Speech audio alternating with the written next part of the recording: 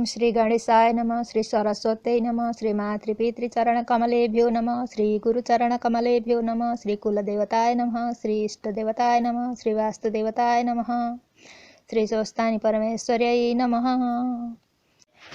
आज माघ मासमा सुरु भएको 13औं दिन त्रयोदश अध्यायको कथा प्रस्तुत गर्ने प्रयत्न गर्दैछु। कृपया स्वस्थानी व्रत कथामा यदि यहाँहरूलाई आस्था छ भने एक चित्त भएर सुनिदिनुहोला।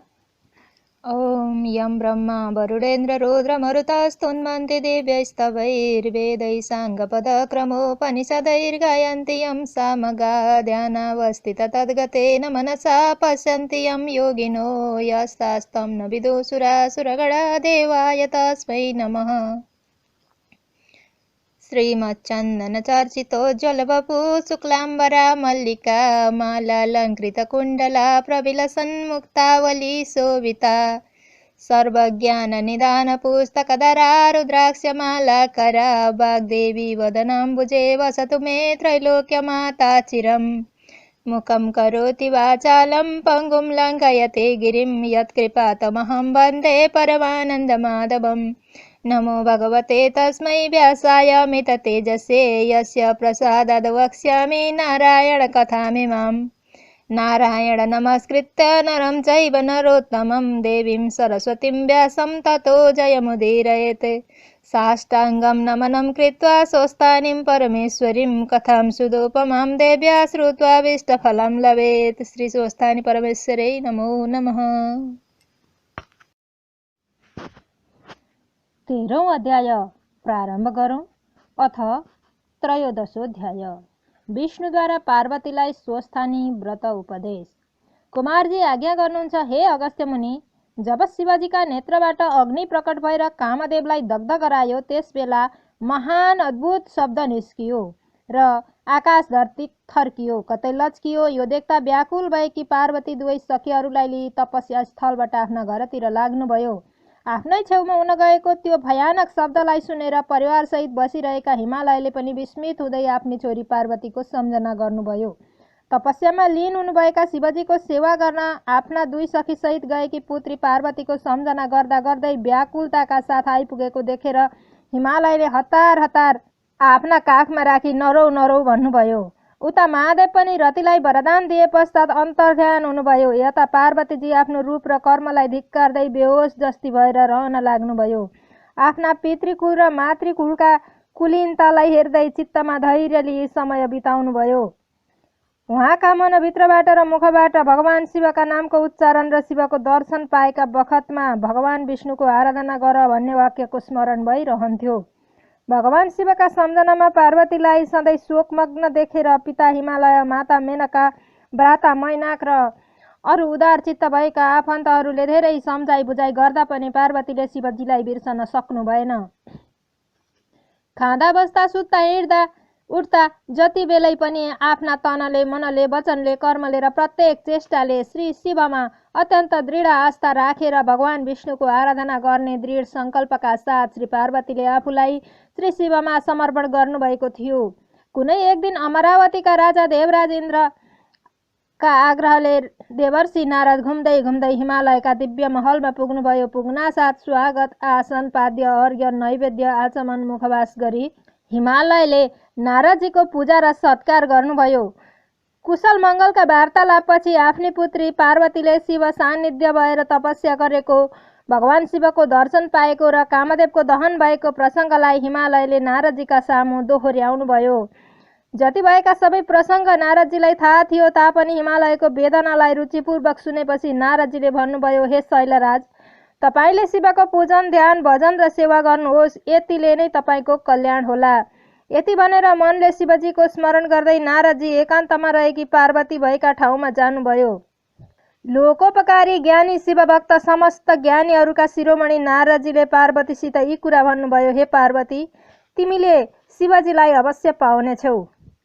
शिवजीका उपासनाका निम्ति ओम नमः शिवाय यो पञ्चाक्षर मन्त्र जप गर्नाले सकल सिद्धि प्राप्त हुनेछन्। अनि हे शैलपुत्री, भगवान शिवले गर्नुभएको उपदेश अनुसार भगवान विष्णुको आराधना पनि नियमपूर्वक गर्नु भनी पञ्चाक्षरी मन्त्र सुनाएर हिमालयबाट बिदा भई नारदजी वैकुण्ठतिर जानुभयो। नारदजीका आज्ञा अनुसार पार्वती देवीले आफ्ना दुई सखी जया र विजयालाई लिएर गङ्गावतरण अर्थात् गङ्गोत्री तीर्थमा जानुभयो। जाने बेलामा पार्वतीकी माता मेनकाले स्नेहवश ऊ मा भनेको बाहिर नजाऊ, ऊ भनेको बाहिर, मा भनेको बाहिर नजाऊ रहेछ, कुन भाषामा हो थाहा भएन, त्यसो भन्नुभएको हुँदा उहाँको नाम उमा रहन गएको हो। तपस्याका बखतमा सुकेका पात खाएर पार्वतीले प्राणको रक्षा गर्नुभएको थियो, तर केही समयपछि ती सुकेका पातको पनि त्याग गर्नुभएकीले उहाँको नाम अपर्णा रहन गयो। सुकेका पातलाई पर्ण भनिन्दो रहेछ, पर्णको त्याग गरेको कारणले अपर्णा रहन गयो। यस्तै रूप गुण र कार्यका विशेषले भगवतीका हजारौं नाम रहन गएका हुन्। हे मुनि, पार्वतीले राम्रा राम्रा वस्त्रको परित्याग गरेर बल्कल वस्त्र र मृगचर्म धारण गरी गङ्गोत्रीका श्रृङ्गी तीर्थमा तपस्या गर्न लाग्नुभयो। त्यो पर्वतको नाम गौरी शिखर हुन गयो, जो गङ्गोत्री धामबाट हेर्दा सिधा माथि देखिन्छ। त्यो ठाउँमा पार्वतीले अनेक फूल र फलहरूका बोट बिरुवा पनि लगाउनुभयो। नारदजीद्वारा प्राप्त भएको पञ्चाक्षर मन्त्रका प्रभावले गोरु, सिंह, मुसो, बिरालो, सर्प र मुजुर आदि पशु पक्षीहरू आएर वैरभाव त्यागी पर्वतपुत्री पार्वतीका वरिपरि बस्न लागे। हे मुनि, पार्वती देवीका यस्ता कठोर व्रतका प्रभावले सद्गुण र सद्भावले सारा प्राणीसहित त्रिलोकमा नै हर्ष र अमर्ष दुवैले ढाक्यो। विष्णुसहित समस्त देवता, असुर, यक्ष, किन्नर, चारण, सिद्ध, साध्य, मुनि, विद्याधर, ठुल्ठुला नाग, प्रजापति, गन्धर्व, गुह्यक, चारण, दानव, दैत्य, मनुष्य, भूत, प्रेत आदिमा ठुलो हल्लाखल्ला हुन गयो। सबै गएर पितामह ब्रह्मा कहाँ यो कुरा निवेदन गरे। भगवान विष्णुबाट आज्ञा भयो, हे देवतादि सम्पूर्ण समुदाय, भगवान शिवजीले पार्वतीको पाणी ग्रहण नगरेसम्म पार्वतीका तपस्या रहिरहनेछ। अब हामी सबै गएर शिवजीमा निवेदन गर्नुपर्छ।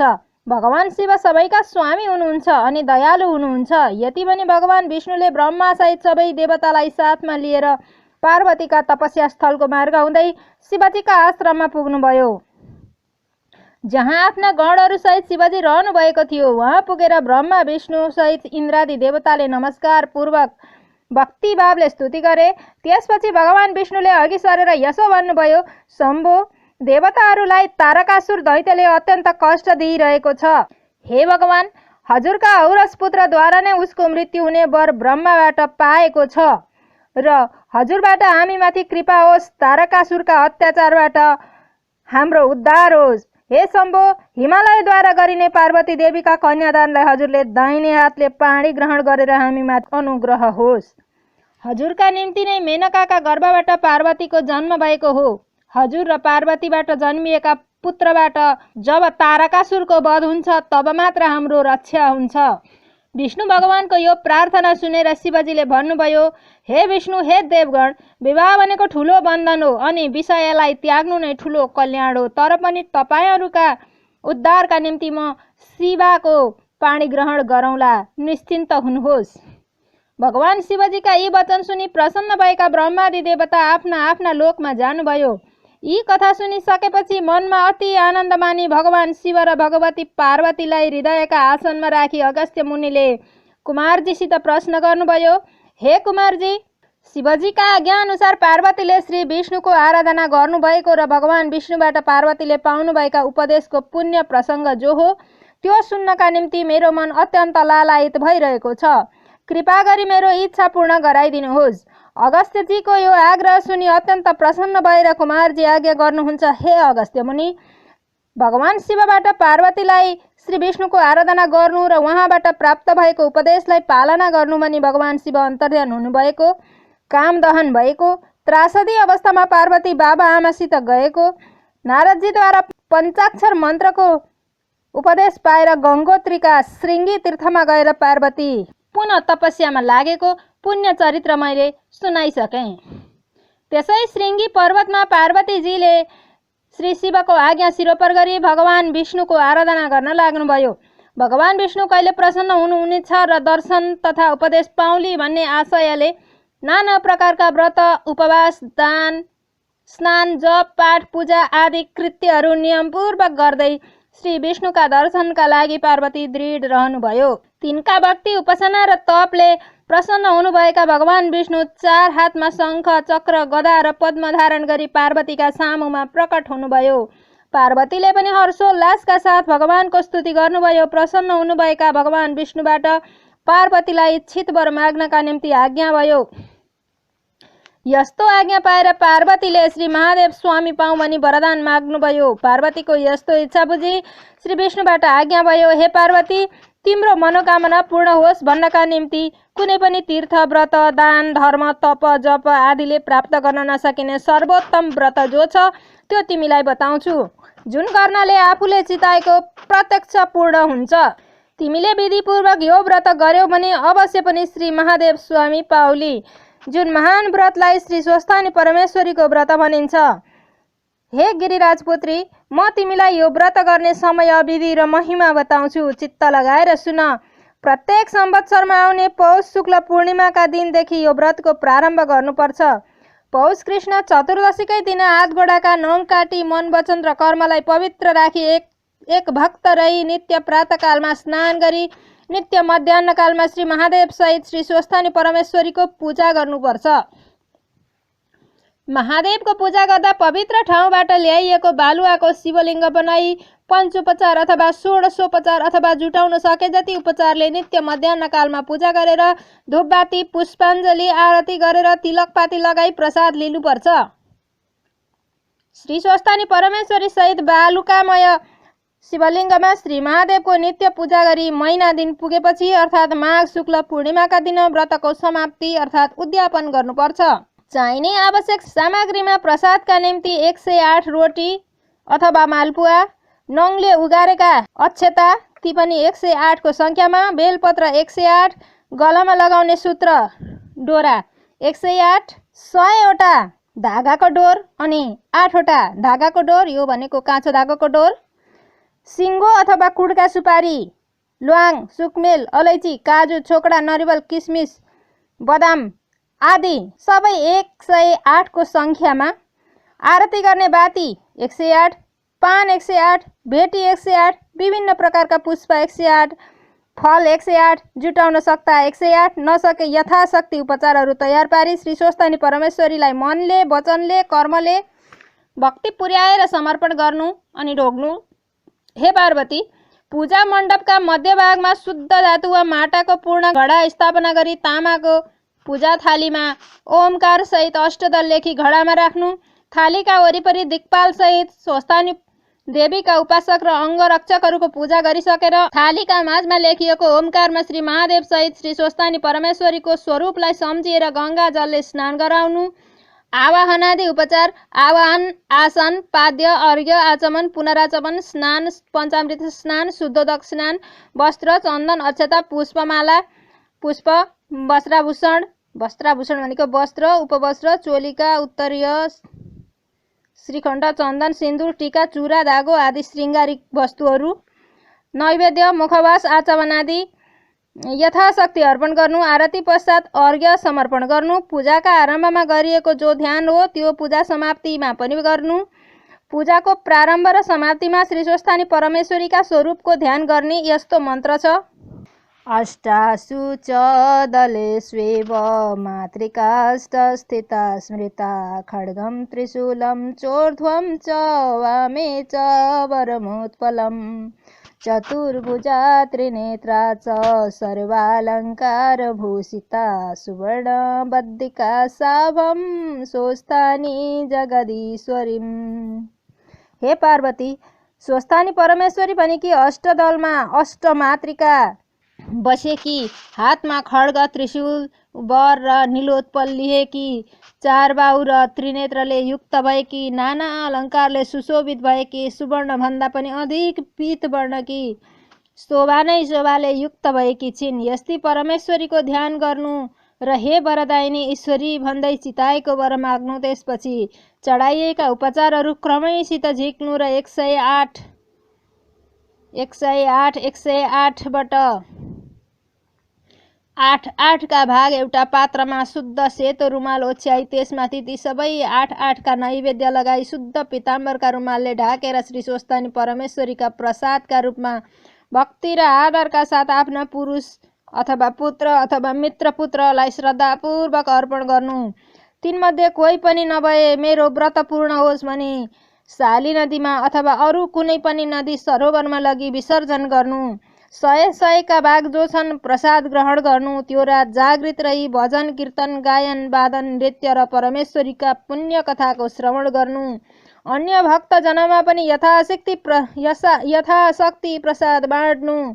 जाग्रत पूर्ण भएपछि एका बिहानै फुलपाती र लिङ्गो लगी नदीमा विसर्जन गरी स्नान दान गरी घरमा आई प्रवेश गर्नु। हे पार्वती, यति गरेमा पितृकुलको मातृकुलको उद्धार सहित तिम्रा मनका सकल कामना पूर्ण हुनेछन् भनी भगवान विष्णुले पार्वतीलाई बताउनुभयो र गरुडमा सवार भई वैकुण्ठमा जानुभयो। इति श्री स्कन्द पुराणे केदारखण्डे माघमात्म्ये कुमार अगस्त्य संवादे श्री स्वस्थानी व्रत कथायां स्वस्थानी व्रतोपदेश वर्णनम नाम 13 ॐ उपनयतु मङ्गलं वः सकलजगन्मङ्गलालय श्रीमान् दिनकरकिरणनवोदितनवनलिनदलनिवेक्षण श्रीकृष्ण काले वर्षतु पर्जन्यं पृथिवी सस्यशालिनी देशोऽयं क्षोभरहितो ब्राह्मणा सन्तु निर्भया अपुत्रा पुत्रिणः सन्तु पुत्रिणः सन्तु पौत्रिणः निर्धना सदना सन्तु जीवन्तु शरदां शताम् यत्रैव गङ्गा यमुना च तत्र गोदावरी सिन्धु सरस्वती च तीर्थानि सर्वाणि वसन्ति तत्र यत्राच्युतो द्वारकथा प्रसङ्ग या कुन्देन्दु तुषारहारधवला या शुभ्रवस्त्रावृता या वीणाम्बरदण्डमण्डितकरा या श्वेतपद्मासना या ब्रह्माच्युत शङ्कर प्रभृतिभिर्देवैः सदा वन्दिता सा मां पातु सरस्वती भगवती निशेषजाड्यापहा कायेन वाचा मनसेन्द्रियर्वा बुद्ध्यात्मना वा प्रकृतिस्वभावात् करोमि यद्यत् सकलं परस्मै नारायणायेति समर्पयेतत् अनन्यचेतसा भक्त्या श्रुतं यच्च कथामृतं समर्पयामि तत्सर्वं स्वस्थानीं परमेश्वरीम्। ॐ श्री स्वस्थानी परमेश्वर्यै नमो नमः।